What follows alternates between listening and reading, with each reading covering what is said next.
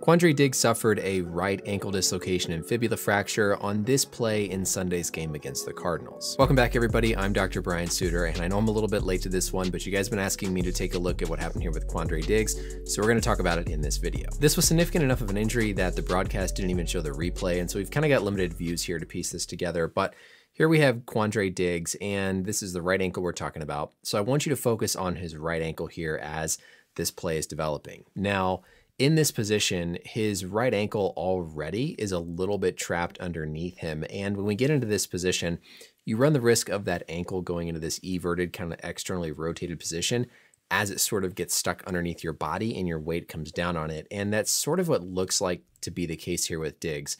As the play kind of continues to unfold, you can see how his ankle is still kind of stuck underneath his body. And then as this play follows through, we kind of lose it a little bit here. But then eventually as he kind of rolls over, you can see how his right foot is basically pointed extremely externally rotated kind of towards the outside of his body in the wrong direction here as the play continues. You can see it probably the best here. His left foot pointed appropriately forward, ankle joint in place.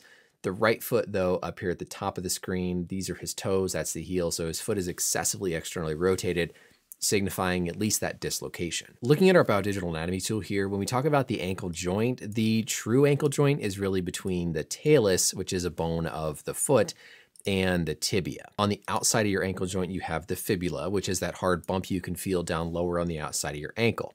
So Diggs suffered a dislocation of this ankle joint, as well as a fracture of this lower portion of his fibula. Looking at our model here, that's going to be the talus, kind of deep inside the joint. And so that tibio-talar joint is really mobile to move down into plantar flexion and move up into dorsiflexion, but it doesn't do very well when you start to twist and point the foot outward or inward.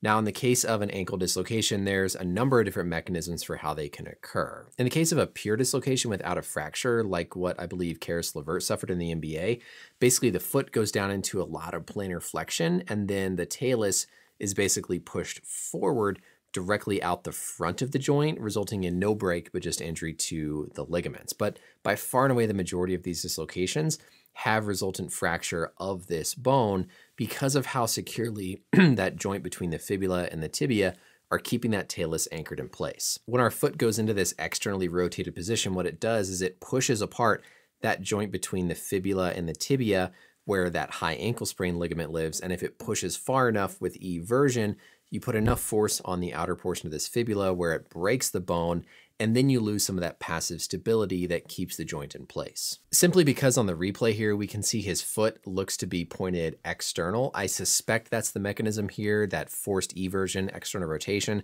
rather than a forced inversion position. But honestly, if enough load is applied to the ankle, it can dislocate and fracture in a bunch of different ways. Again, I suspect it's from this position here where his right foot and ankle looks to be stuck underneath his body as the Cardinals player rolls over the top of him. Kind of right here in this position is when I suspect the actual dislocation fracture occurred, but we can't really see it until the resulting follow through where you see that foot externally rotated. One final learning point here, when we talk about just isolated fractures of this distal fibula, we can classify them with something called the Weber classification to a type A, a type B, or a type C. The boundary and really the severity depends on where it is in relation to this syndesmosis, that connection between the tibia and the fibula, where we see that high ankle sprain ligament. If this syndesmosis is injured, then the ankle joint becomes unstable. So a Weber A fracture is going to be one that occurs below the ankle syndesmosis. A Weber B is going to be one that occurs basically through the syndesmosis, and then a C is going to be one that occurs higher up above the syndesmosis.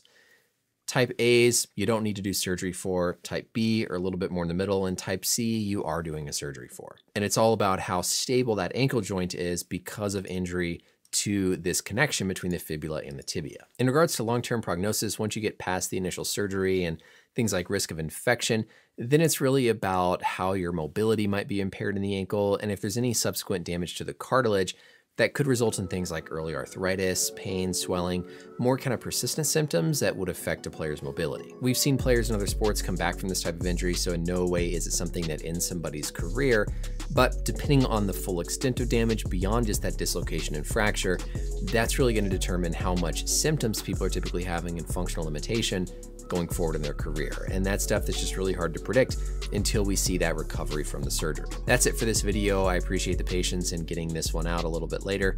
Let me know as always any questions or comments down below. And until next time, we'll see you later.